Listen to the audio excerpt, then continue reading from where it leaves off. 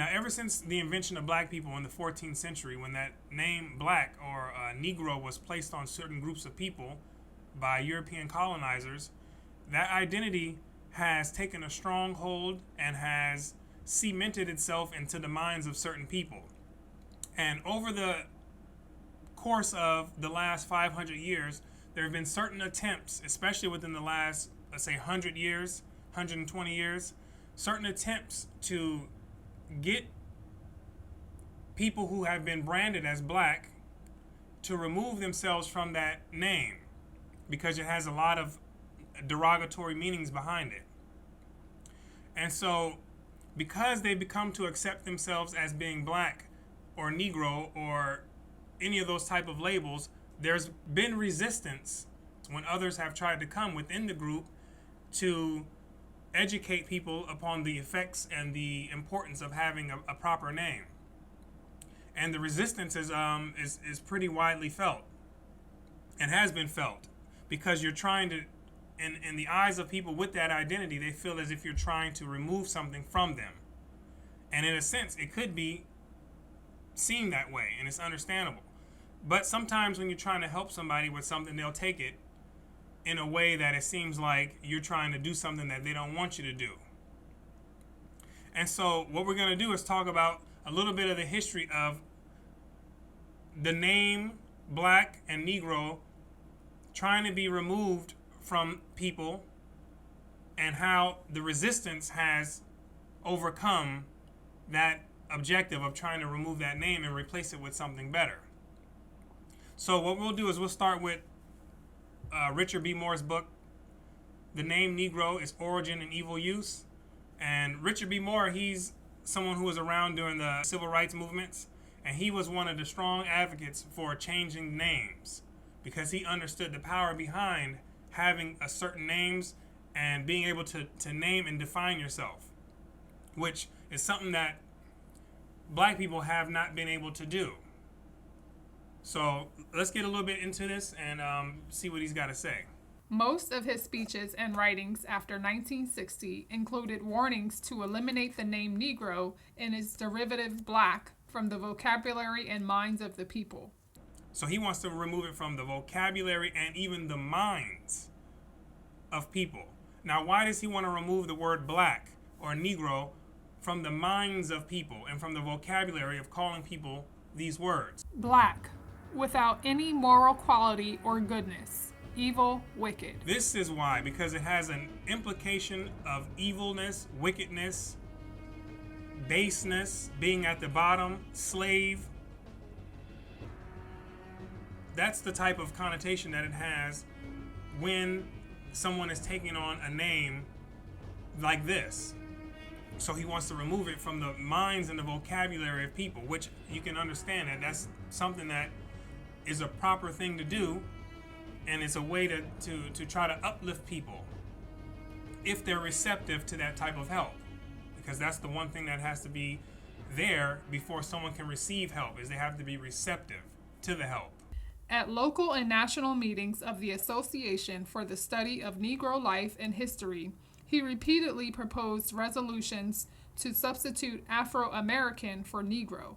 Finally, in 1972, he was able to win a constitutional change of the name. So he was able to get some wins in there. He's fighting on behalf of the people because he understands the importance of names and what they signify and how people react when they see themselves in a certain light and they identify themselves as a certain way. If you identify yourself with things that are related to black, wicked, and evil, then you have a tendency to act and to become that and to act in a way that reflects that image and that name.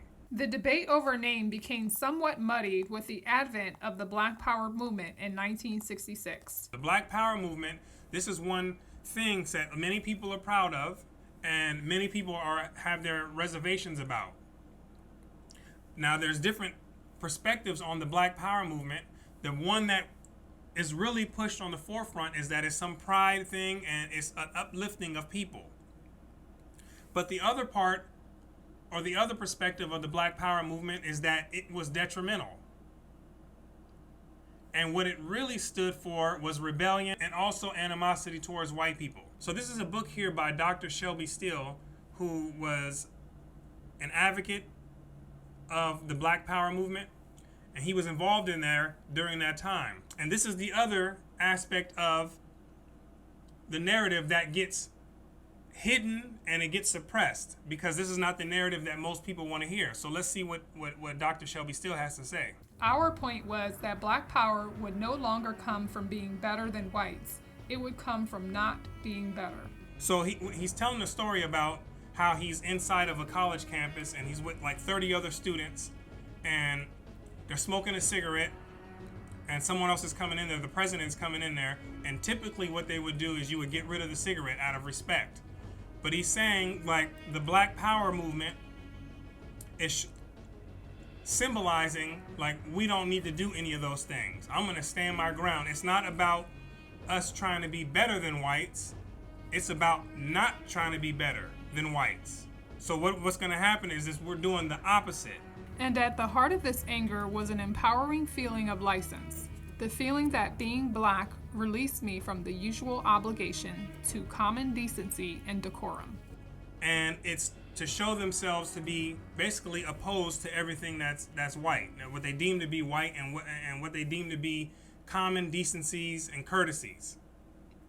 And he goes a lot more into the book. It's a phenomenal book, and it delves into the mindset, the underlying agenda behind a lot of people who were going into the Black Power movement. And it essentially it came down to the victimizing and becoming a victim, and using that as a way to have leverage over white people, playing the race card and doing all these types of things. Right? It was another power leverage that Black people found and used to their advantage. Okay? The debate over name became somewhat muddied with the advent of the Black Power movement in 1966. The leaders of the movement forcefully rejected Negro, but substituted Black instead of Afro-American or African American. So who are the leaders of the Black Power movement? Well, one of the leaders is Kwame Ture, and they're choosing the name Black because it's a symbol. It shows the polarizing opposites between you and us, them and they, Black and white, right? That's why they're not going to go with the term African American or Afro American. It's a symbolic movement. It's a heavy message, and it shows we stand on this side, you stand on that side. Now we have two psychological battles that we're fighting against white folk. We won one. They told us that we should hate Malcolm X. We dumped that, thank God.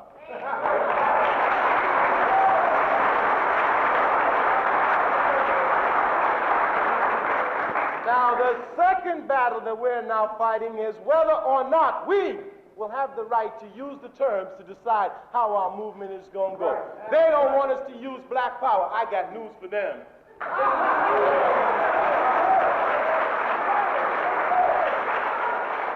Because what Black Power was supposed to do was to start bringing Black people together under a slogan that everyone understood. But what in fact is done is it's organized white people and their Negro allies. Reinforcing what the actual words really stand for, with Black meaning evil and wicked and doing everything that's degrading,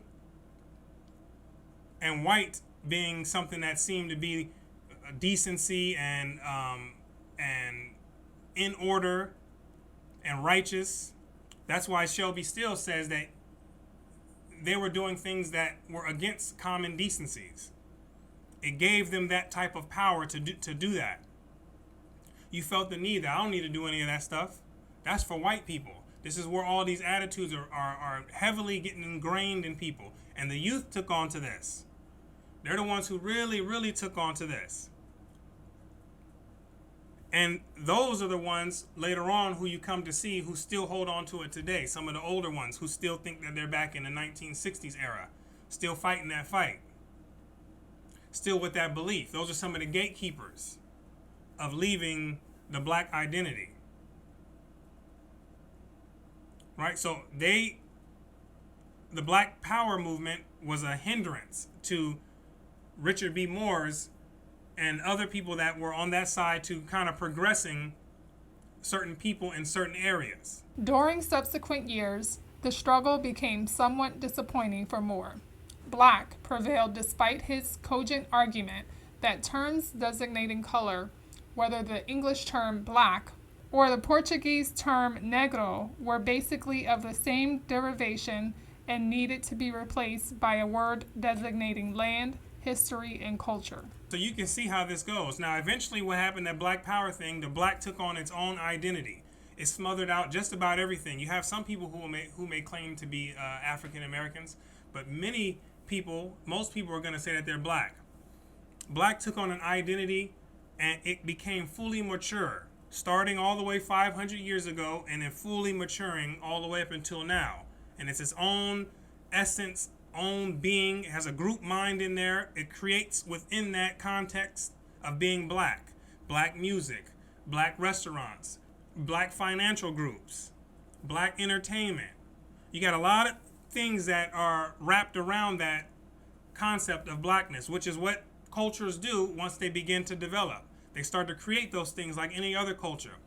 So what happens is we begin to realize that because it's such a strong power and it's such a strong hold and it's a life of its own, that there's no way that you can change that mass mind. It is what it is.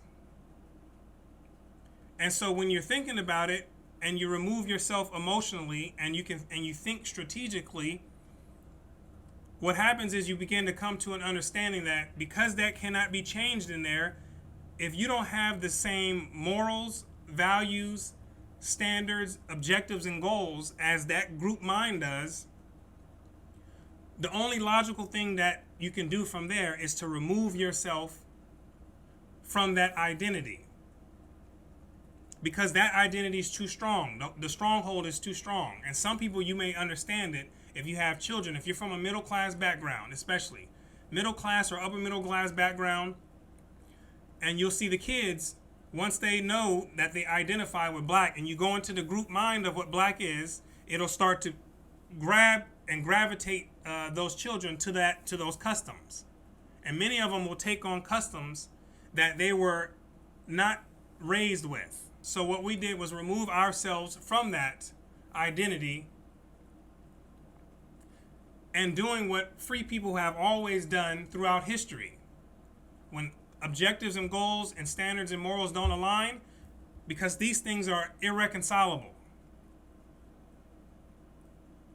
The only thing you can do is divide. And you separate, and like all people have always done, they've created their own culture and identity. And then from there, people who fall in lines with those identities and that moral and those standards, then you come along and you create your own mass mind within there. And then you have to leave people to their own doings. Because one thing I've come to understand as well is that people have a desire, and many times their desires don't align with what people think that their desires should be. Say, I want someone to do something, they may have a totally different set of desires. I'm coming to understand that there's people who actually want to do the gang banging thing. They actually want to do the rapping about the murdering thing, rapping about killing people, drug dealing. They want to do those things. They want to be in dysfunction. They want to do those things despite what everyone else may say that they should want. And you know what someone wants by their actions. Because someone can tell you what they want all day. But what do the actions reflect? The actions reflect your dominant desires, what you really want to do the most. And when you look into the black community, you see what the dominant desire is. It shows you. And people who try to get out, it's a hard time because there's a lot of gatekeepers, and it sucks other people in there who don't even come from that type of culture. But because they've been taught to identify, now they can get sucked in there into the pit.